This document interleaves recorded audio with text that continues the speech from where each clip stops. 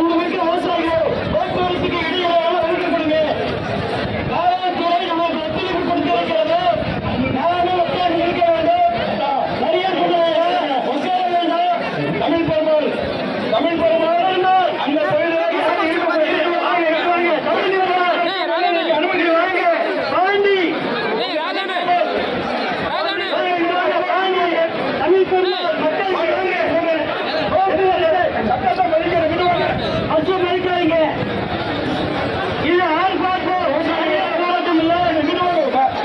பஸ்ஸுக்கு வழியை விட்டுட்டு எல்லாரும் இந்த சைடு வாங்க, லெப்ட் சைடு வாங்க. வாங்க வாங்க, வண்டியை மறிக்க கூடாது. நம்முடைய போராட்டம் அமைதியான சாத்வீகமான பெருந்திரள் ஆர்ப்பாட்டம் தான். ஆகவே பஸ் வரிகள் யாரும் செய்ய வேண்டாம்.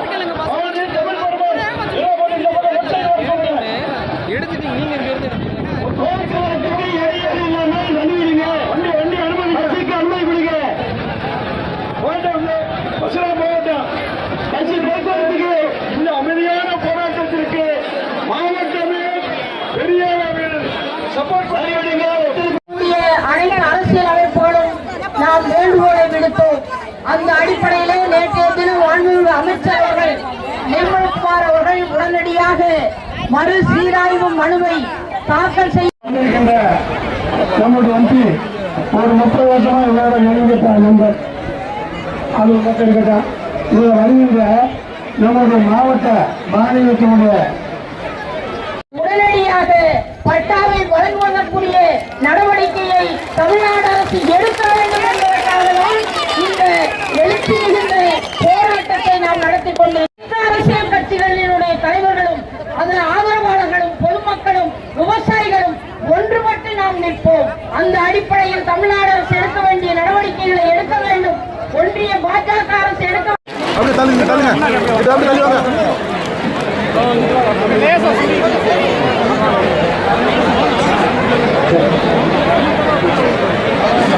அன்புமிக்க பெரியவர்களே, தாய்மார்களே, நண்பர்களே,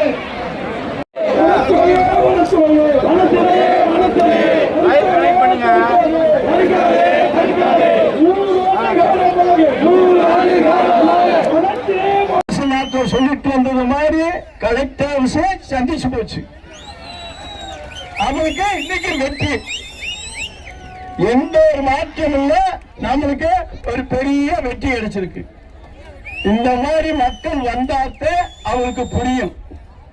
இந்த கணக்கெடுக்கிறான் சொல்றாங்கல்ல, 2800 பேர் பணியில வாழ்றாங்கன்னு சொல்லி அந்த சுப்ரீம் கோர்ட்டுக்கு கணக்கு கொடுத்திருக்கான். இப்ப வந்து எண்ணி பாடுறான்.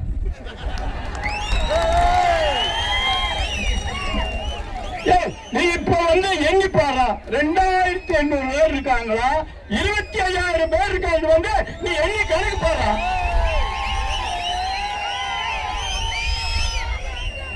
நீ வந்து இன்னைக்கு வந்து கணக்கு பாடு. மாட்டு போற ஏசும் உட்கார மாட்டுக்கு வர இந்த நாளை விட்டு கணக்கு எடுத்துட்டு 2,500 பேர் வாழ்றாங்க. அதுல 23 பேர் ரேஷன் கார்டை கொடுத்துட்டாங்க அப்படின்றாங்க. இந்த மப்ப வந்து எண்ணிப்பாரு, இந்த மக்களே எத்தனை பேர் இருக்காங்க மட்டும் எண்ணிப்பாரு. நீ அது வந்து கடமலை மயில ஒன்றியத்திற்கு மட்டும் வந்திருக்காங்க. இவங்க சம்பந்தமன்ற ஏரியா பூரா தேனி மாவட்டத்தில் சம்பந்தமன்ற பூரா வந்திருந்தா இந்த ஆண்டி விட்டி எல்லாம் தேவையே சொல்லிச்சு போங்க. அதை மட்டும் நீங்க நினைச்சுக்க. இப்ப எல்லாத்துக்குமே சுப்ரீம் கோர்ட்ல தீர்ப்பு சொல்லியிருக்கு. நம்ம பெரியார் வந்து 152 அடி கட்டலாம் சொல்லி தீர்ப்பு சொல்லியிருக்கு. ஏன் அந்த பெரியாருக்கு இந்த மிலிட்டரியில் அனுப்பிவிட்டு கட்ட சொல்லணும்? இங்க மட்டும் மிலிட்டரி வச்சு வெளியேற்றணும் தீர்ப்புல அந்த பெரியாருக்கு சொல்லணும் அந்த தீர்ப்பை. ஏன்னா இங்க இருக்கிற போற முட்டாளா ஐயா, பெரியார் 52 அடி கட்ட சொல்றீங்க, அது சுப்ரீம் கோர்ட் தீர்ப்பு தானே. அது போய் மிலிட்டரி வச்சு கட்டுன்னு சொன்னா அங்க போட்டு போக மாட்டோம்ன்ற. இந்த இதை போய் திறந்து விட மாட்டோம்ன்ற. மேகாலய கட்டணம் சொல்றீங்க, அங்க நீ சுப்ரீம் கோர்ட் தீர்ப்பு தானே சொல்லியிருக்கு. அதை போய் ஏன் கட்ட மாற்ற? இங்க இருக்கிற வருஷநாட்டு மக்கள் ஆண்டிட்டு மக்கள் கேன இந்த கேனைய ஒரு நாள் சிதைக்க முடியாது. சொல்லிக்காக சமத்துக்காம ஜெயிச்சு போடலாம். சமைங்க ஜெயிக்க முடியாதா?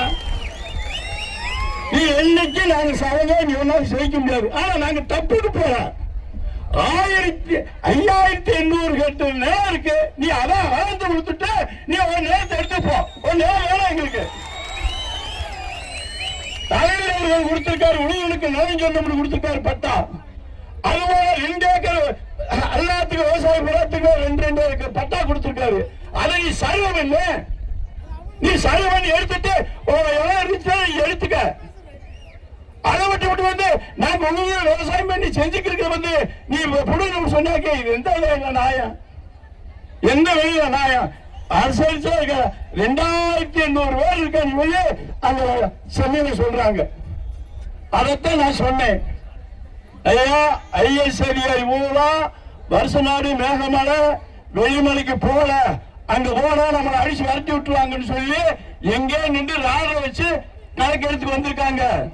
அதனால இன்னைக்கு மக்கள் வந்து சீவிலித்தூர்ல இருந்து மேகமலை வரைக்கும் 5 லட்சம் மக்கள் வாழ்றாங்க. அவங்களை போய் நீங்க வெளியேற்றணும் நினைச்சா 5 லட்சம் மக்களுக்கு எங்க போய் கொடுப்பீங்க? இன்னைக்கு அரசநாடு, தும்பக்கூண்டு, வாலிப்பாறை எல்லா இடத்திலுமே இன்னைக்கு கிராமத்துல கூட அப்படி வீடு இல்லை. ஒருத்தட்டு 25 லட்சம் 30 லட்சம் 50 லட்சம் செலவச்சு வீடு கட்டிக்க. நீ எப்படி எடுத்துப்ப? எப்படி நீ கலந்து கொடுத்த? எப்படி ரேஷன் கார்டு கொடுத்த? எப்படி பள்ளிக்கூடம் கட்டின? எப்படி ரோடு ஓட்ட? எப்படி பாலம் கட்டின? எப்படி ஆதார் அட்டை கொடுத்த? நினைச்சா வெளியூர், நினைச்சா போய்கிட்ட வச்சா வீடா? கேள்வி ஒரு திருப்பி நாட்டாமையா? இல்ல நீ நினைச்சா வெளியூர்ல நினைச்சா போ. இத்தனை ஏன் கொடுத்த? நீ அன்னைக்கே கொடுக்காம இருந்தா நாங்க ஏதாச்சும் வந்திருப்போம்ல. எல்லாம் ஏமாத்தி கொடுத்து அதெல்லாம் செஞ்சு இன்னைக்கு 25 ஊர்லயுமே ஸ்கூல் பில்டிங் இருக்கு. 5ஆம் கிளாஸ் வரைக்கும் 25 இடத்துலயுமே ஸ்கூல் பில்டிங் இருக்கு. அதே மாதிரி பிளஸ் 3 இடத்துல 4 இடத்துல பிளஸ் பள்ளிக்கூடம் இருக்கு. இத்தனை இழிச்சு இந்த மக்களை எங்க கொண்டு போய் வைக்க போற? என்ன நீ சொல்ல போற? இதுல என்ன இருக்கு? ஆறாங்க இருக்கு. உனக்கு என்ன நஷ்டம் இருக்கு? ஏன்னா நீங்க எடுத்துக்கிற திருப்பதியில் எத்தனை புலி போகுது? திருப்பதியில 10 மணிக்கு மேல நடந்து போங்க. புலி சிறுத்தை பூரா இருக்குல்ல, ஏன் அவங்க வெளியேற்றுற? இங்க புலியும் காண, எலி குட்டிய கூட காணமாடா. நானும் அங்கோடு போய் பார்த்துட்டே இருக்கேன். அந்த வெள்ளை இருக்கு, எந்த ஏரியும் காண. ஒரு வீட்டோட பெருச்சாலி, எங்க வீட்டோட பெருச்சாலி இருக்கு, அங்க அந்த பெருச்சாலி கூட இல்லையாடா. அதனாலதான் சொல்றேன், நானு சட்டசபையில இன்னைக்கு ஒரு மனு கொடுத்துட்டு வந்திருக்கேன். முதலமைச்சரையும் வனத்துறை அமைச்சரையும் கட்டாய எங்களுக்கு நீங்க ஒரு சீர்மனு போட்டு கொடுக்கணும் அப்படின்னு சொல்லி அவர் காலத்தோட கூட வழங்கலாம் சொல்லி நான் பார்த்துக்கிறேன்.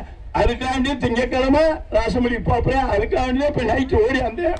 இத்தனை பேர் நீங்க வருவீங்க எதிர்பார்க்கிற சொன்னது மாதிரி வந்துட்டீங்க. அதே மாதிரி கட்டாயம் அவரு எம்பி எங்க மாநில சொன்னது மாதிரி நம்மளுக்கு ஒரு நல்ல ஒரு தீர்ப்பு கிடைக்க இதை நம்பி நல்ல போய் மதியானம் எல்லாம் சாப்பிடுங்க சொல்லி கேட்டு பேச வாய்ப்புக்கு அனைவருக்கு நன்றி.